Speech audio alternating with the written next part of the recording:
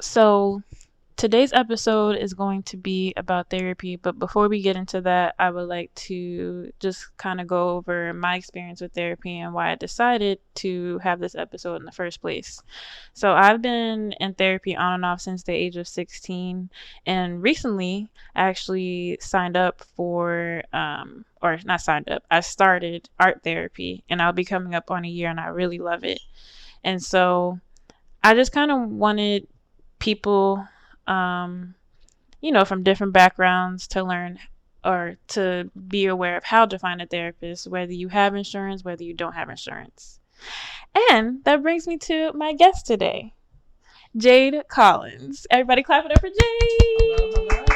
Jade. How y'all doing? Jade is a licensed clinical social worker. What's the letters, honey?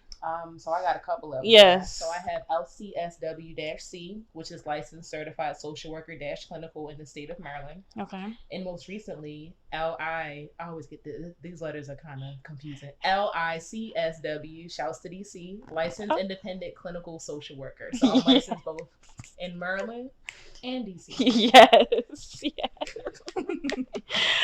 So Jade, thank you so much for coming on my show today.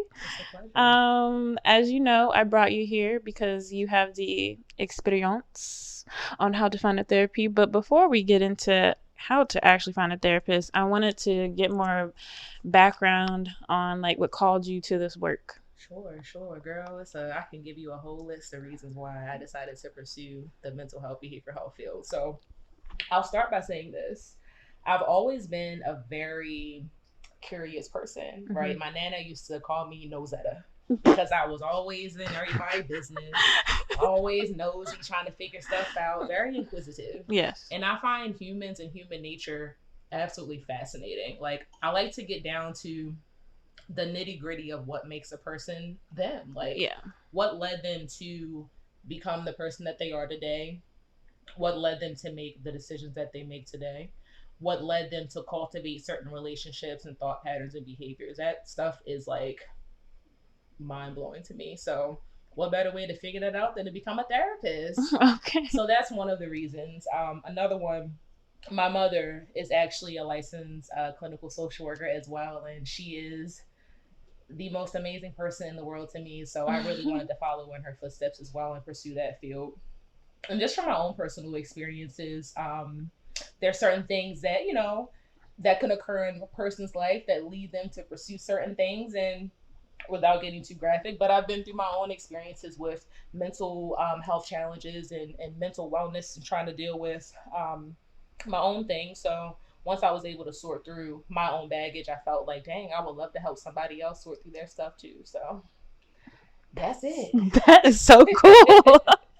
That is so cool. So as far as therapy goes, how long have you been in the field, and what are some things that you like about it, and what are some things where you just be like, this could change for the better? Sure. So I haven't always been a therapist, and I'm actually not actively practicing therapy right now. I did stop doing that at the beginning of this year just to get into other things and really hone in on my skills before I jump back into it. But I've been a social worker for almost 10 years now. It's been a while. When I think about it, it's interesting how my career has just kind of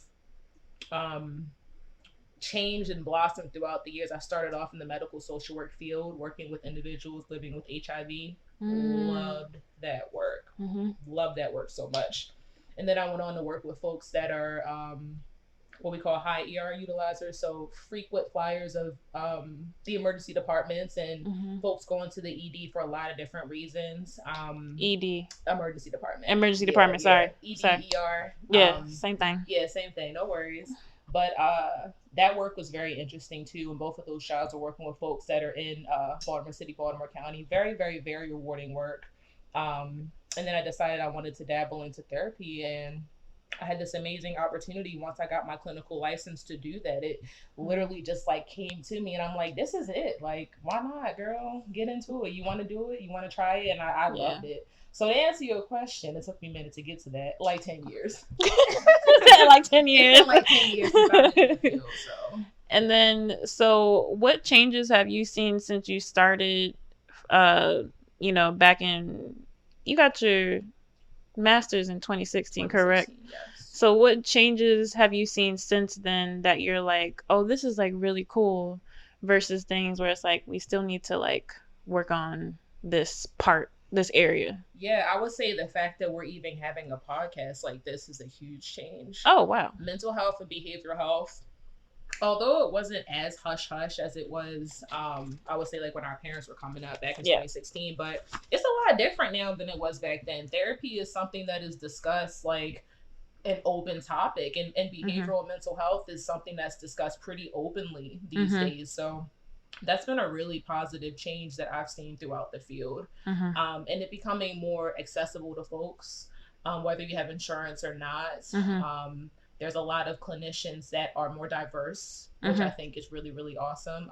Being able to work with and build a therapeutic relationship with somebody that looks like you can be a really big piece of the puzzle for some folks. So Mhm. just the more diversity that is in the field, the accessibility, and just the amount of people that are talking about it. Like Yeah. those are some awesome changes, amazing changes that I could say I've seen since I started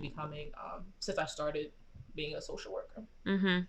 Um, what did you learn by your experiences working with the HIV population, and what did you take away from that experience? I learned that physical and mental illnesses do not discriminate. It doesn't matter what you look like. Mhm. It doesn't matter what you think you got going on. It doesn't matter what your social economic background is. It doesn't matter. Yeah. Things can happen at any phase in your life and during any time, and it's important to get yourself checked out. It's important to get yourself tested. It's Mhm. important to check in with a therapist if you're not feeling well. Like Mhm. that, I think, is one of the biggest takeaways I had from that field. And just the human experience is very, very complex. Like, you never know what anyone is going through, Yeah. regardless of what they look like on the outside or what their upbringings is. So, Mhm. just having that compassion towards other people, and um, I would say having compassion towards folks, because you just never know what is going on. Exactly. Exactly. So, I have a couple of scenarios for you. So let's say, so we're gonna go over how to find a therapist, um, if you have insurance and if you don't have insurance. So let's say I got a job, I got my insurance, and I'm ready to go to therapy. What are the next steps? Okay. All right. So you got your big girl job. Yes. Love that. And you got some good insurance. Love that. Yes. So the first step would be, in that scenario, contact your insurance company. On the back of most insurance cards, there'll be different 1-800 numbers. And depending on the company, there might be a 1-800 number for the behavioral health or the mental health division.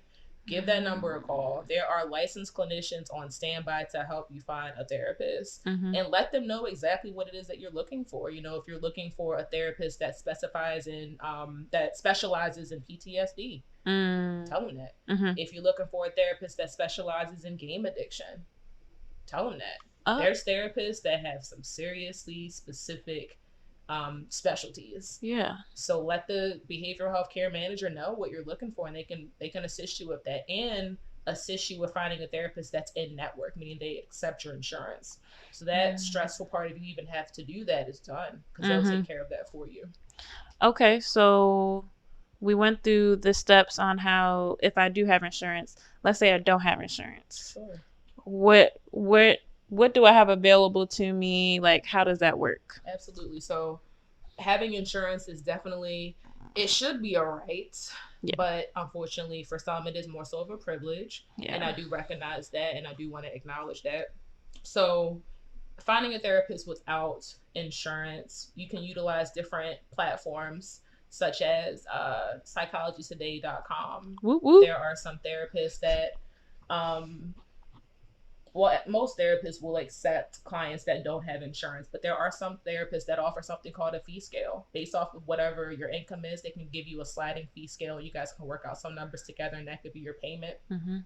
There are some programs throughout the state that can assist people with paying for therapy as well. So reaching out to your local Department of Social Services, or Department of Human Services, DHS, could be another avenue to look for that. Mm-hmm. Another great way, some therapists offer pro bono services, which is free. Mm-hmm. So there are agencies that have therapists that are able to do that. I'm not 1,000% sure how to find those folks, but they do exist. Okay. And maybe starting with your Department of Human Services might be a good starting point for that. Wow, I didn't even know I could do all that. Yeah. First of all, I use psychology today to find my therapist, so I get it. So there's a lot of other directories too. That's a very popular one, but there's a lot of other ones too. I also used therapy for Black girls as well, for the people out there. Yeah, you go on those websites and you can like filter what you're looking for, which is what I love. Yes, exactly. And I think, can you filter the price range on there? On Psychology Today. Mm-hmm. So save your cuentadas. Yeah, save the cuentadas.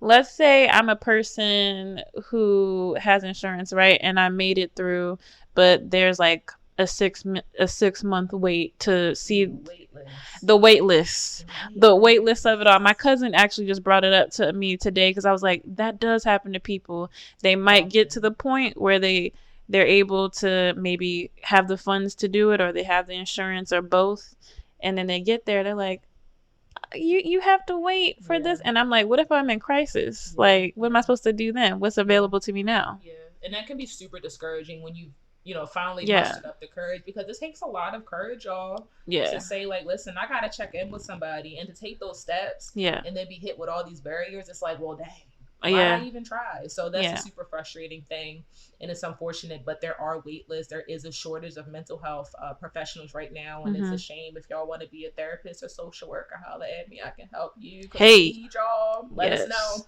But anywho, as far as navigating crisis situations, so there are tons of crisis hotlines out there and outlets. Okay. And most recently, there has been a national crisis hotline number that has changed, and it's very easy to remember. 988. If you dial that number, it'll connect you to a crisis counselor, and you'll be able to discuss what's happening with you in that moment and figure out the next steps for you. And next steps could be just some crisis intervention techniques that clinician might use with you. It could be possibly having to take you to the emergency department if things have escalated to that point and you really need to be in somebody else's presence. But there are different outlets out there if you're not able to connect with a therapist immediately. Definitely dial 988. And there are also some text crisis hotlines as well. And I'll let you know, so that way you can put that in like the notes of this. Yes, we'll put everything in the description box. Yeah. So sometimes like you don't really want to talk. Yeah. Sometimes you might not be able to talk, but texting might be something that's helpful. So exactly, you can chat with a crisis counselor via text too, which is pretty neat. Okay, that's accessibility. They ain't had this. I was like, I don't remember this. The way that I was struggling. I had to just use Google because I didn't even know about Psychology Today in high school. I was 16. I was like, look, help, somebody help. And the thing that I really loved about therapy, because I didn't know too much, I just knew that like the conversation that you had with your therapist wouldn't leave the room. And privacy was like a big thing to me growing up. So that was the main thing. I'm like, I can talk to somebody and the conversation won't leave the room. Bet. I bet. Okay, so this is the last part of the segment. So let's say I have a therapist, things are going great, but I'm not really feeling it anymore. I tell people all the time that it's okay if you're not feeling the vibe of your therapist. So how can people go about, like, if I'm not feeling it, what do I do? Absolutely. So therapy is such a personal experience. So being able to connect with your therapist is like the number one important piece of the pie. If I feel like I can't talk to you, I'm not gonna open up to you. And there might be seasons throughout your therapeutic experience where the work that you did with that therapist is done. You know, you might have used, Mm. or not used, but you might have needed that therapist in a particular moment in your life because maybe they specialized in it, Mhm. or, you know, maybe, I don't know, you were able to relate in some way during that season. And once you have really worked through those things, it's like, okay, now I'm ready to move on. It's kind of like Mhm. a, this might be corny, but like a caterpillar. Is a caterpillar that turns into a butterfly? Yeah, Yes. it's kind of like a Yes. caterpillar. It's like, okay, I'm a little caterpillar right now and about to go in my cocoon and, you know, figure out life. And while Mhm. I'm in there, you know, talking to my therapist. And it's Mhm. like, okay, cool. Like I'm starting to blossom and fly away and move on, and that's all You're right, just a you know? bloomer. Yeah. Oh, A bloomer. there you go. There you go. There you go. So when you feel like you're not feeling it, so that's kind of a different conversation when you feel like you're not feeling it. Like therapists might have said something that rubbed you the wrong way, or I don't know, maybe their point of view on something isn't quite matching with your point of view, or that happens sometimes. Sometimes therapists and client butt heads, and Mhm. therapeutic conflict is a real thing, Mhm. and that can be used as a learning opportunity as well. Mhm. You know, am I quick to dip when conflict happens, Oh. or is there something else going on? Oh. It can be some therapeutic value there, but it Sure. also could be like, yeah, maybe I'm really just not feeling them. So Yeah. I think, you know, as you go on through the therapeutic experience, you'll be able to develop those skills to see what's what. I Mhm. might be getting too deep, you No, know. you're no, you're not. That's what we're here for. But I also will say, as a therapist, Mhm. it is 1,000% okay to let your therapist know, I'm not quite sure what you just said, if that applies to me, or I don't really know about that one. It's all Mhm. right to confront your therapist Oh. and let them know, like, hey, this approach isn't really working for me, Mhm. because I'm not going to know. You know, if you don't Mm. tell me, I'm not going to know. So use that as an opportunity to practice those skills and let someone know that something Mhm. is not working for you. It's a Yeah. lot of secondary gains in therapy. It's a chance for you to practice those boundaries. Like Yeah. typically, some folks might shy away from conflict or confrontation or Mhm. uncomfortable situations. As a therapist, use that as an opportunity to practice them skills. Like if you feel Mm. like you want to figure out why I'm not feeling this anymore, you could Mhm. do that in the space. I love that. Thank you for sharing that because I feel like a lot of people feel pressure. They got to stay with a certain therapist, and No. it's like Mm-mm. sometimes things don't work, or it could be like you said, you run away from conflict. Yeah, yeah. Keep it cute. Yeah, and Keep like we it cute. said before, sometimes we do outgrow our therapists. You know, Yeah. we worked on this, we good Yeah. now. Take a little break from therapy and resume with somebody else. It's Exactly. okay to do that too. Exactly. And I always tell people that like finding a therapist is kind of like speed dating. It is. So maybe the first therapist that you find may not mesh with you. It's okay. It's Keep okay. going. It's not, unfortunately, it's not going to, for everybody, it's not going to be like an easy match or whatever. Yeah, Sometimes for some people, it takes you a while to find your person, it does. but you will find your person. That's what I think. I That's what I believe. completely agree. I completely agree. Yeah. And when I was in practice, you know, there were some folks that would come for a session, I'd never see them again. I'm like, well, Oh, bye. damn. No, but I get it. You know, sometimes a certain approach might not work for folks, and that's Yeah. completely okay. I Yeah. think that it's important to, again, recognize that. And if you Mm-hmm. see that this really ain't working, that's an opportunity for you to use those skills of removing yourself from a situation Yeah. if it's really not working. Mm-hmm. So it's like you'll start to learn those things as you go through therapy. It's Yeah. like, all right, am I dipping from this because it's conflict, or is it really not serving me, and why am I still sticking around if it's not serving me? So Exactly. figuring out what's what, I think, is important. That brings me to my next question. Yes. I don't think people notice this or know this, but you can actually use therapists as a resource Oh, for other things. I you actually sure learned can. this in art therapy this year. As a person who's been on and off since 16, so I'm late. Hello. Hence the name of this podcast. But let's say what are some things that therapists can like offer their clients besides therapy? Sure, sure. So I'm big on doing work outside of therapy. Yeah. Therapy is very important. However, if you just come into therapy and not applying the things that we're discussing, Mhm.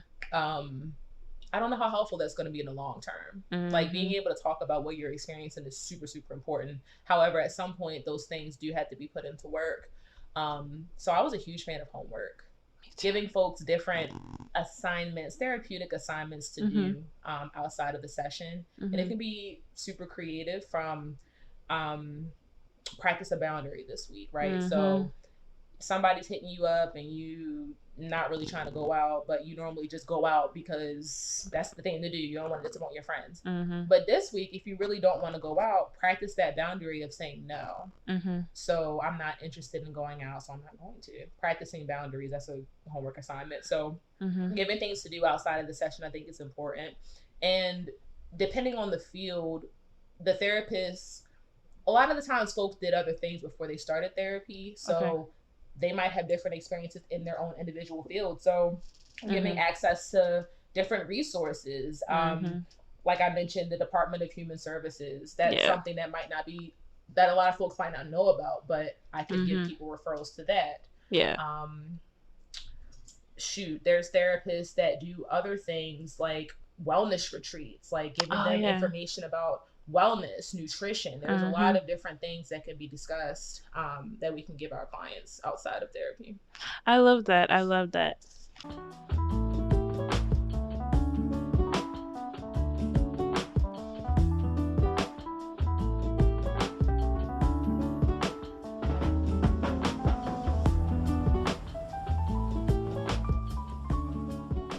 So the next thing that I want to talk about are what are some things that people should search for when they're looking for a therapist? I know this is going to be kind of like unique to everybody, but just generally like across the line. Absolutely. So it is 1,010% okay to vet your therapist. This is somebody that you're going to be sharing some of the most intimate details of yourself in your life. Vet that person. If you have something very specific that you want to work on, see if that person has experience in that. You know, all therapists don't have the same specialties.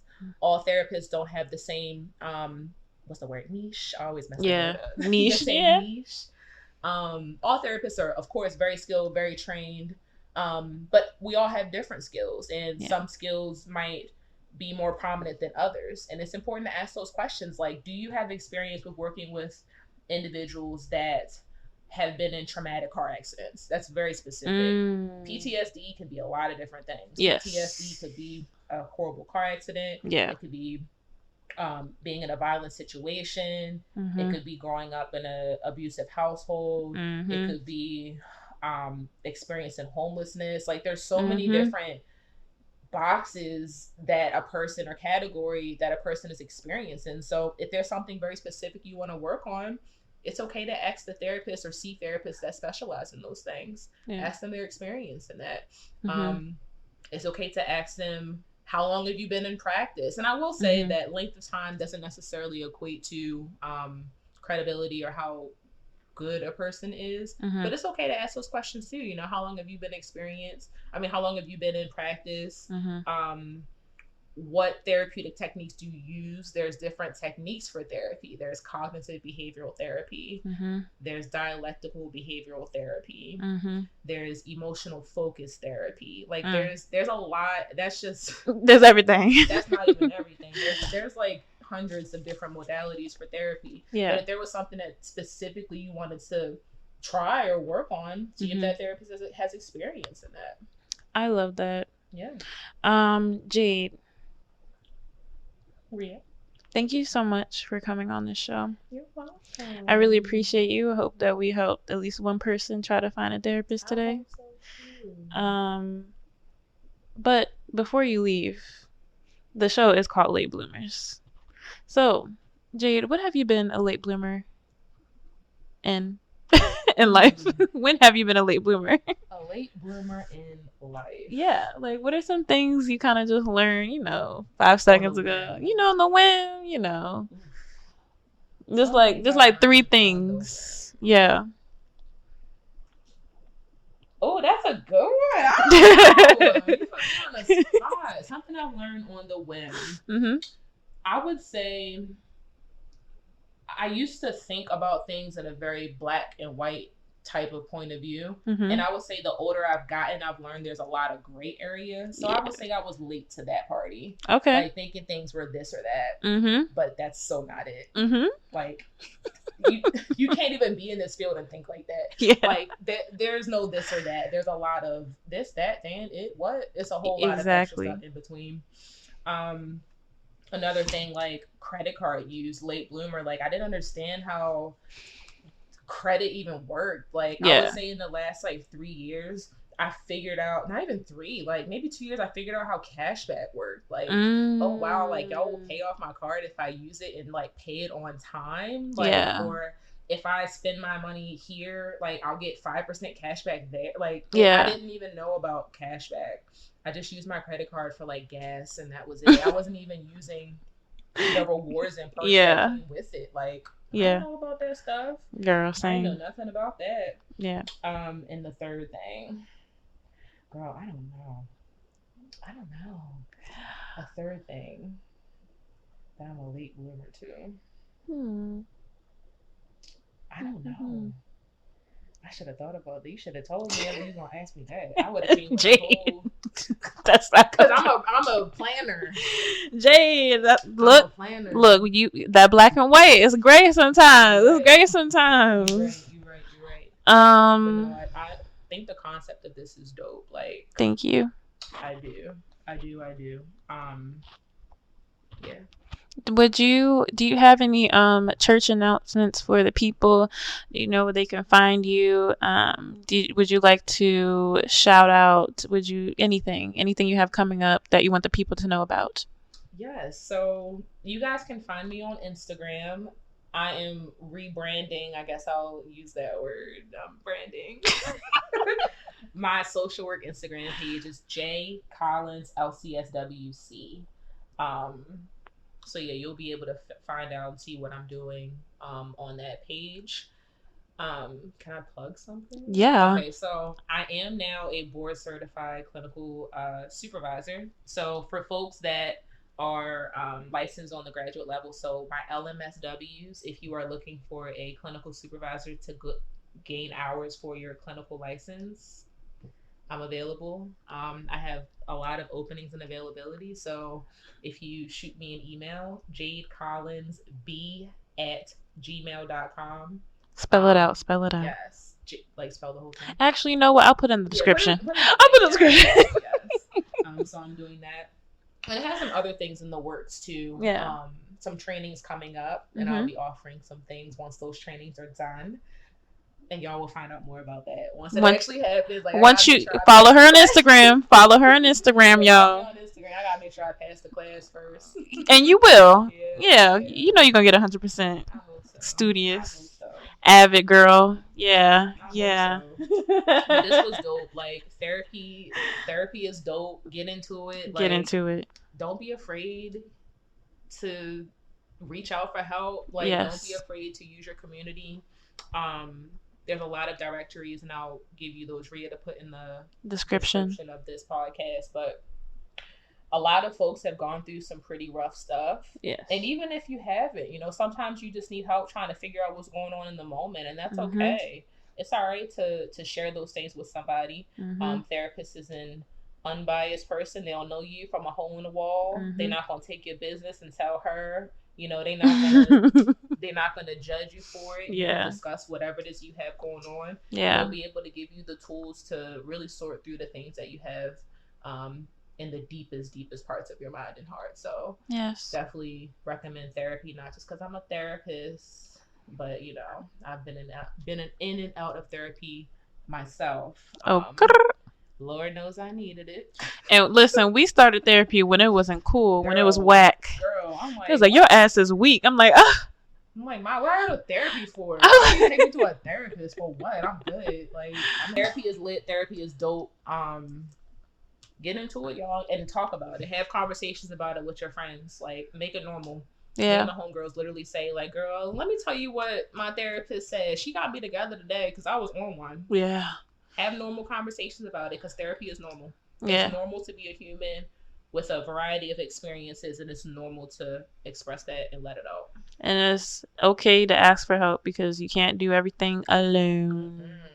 That was something I was late to.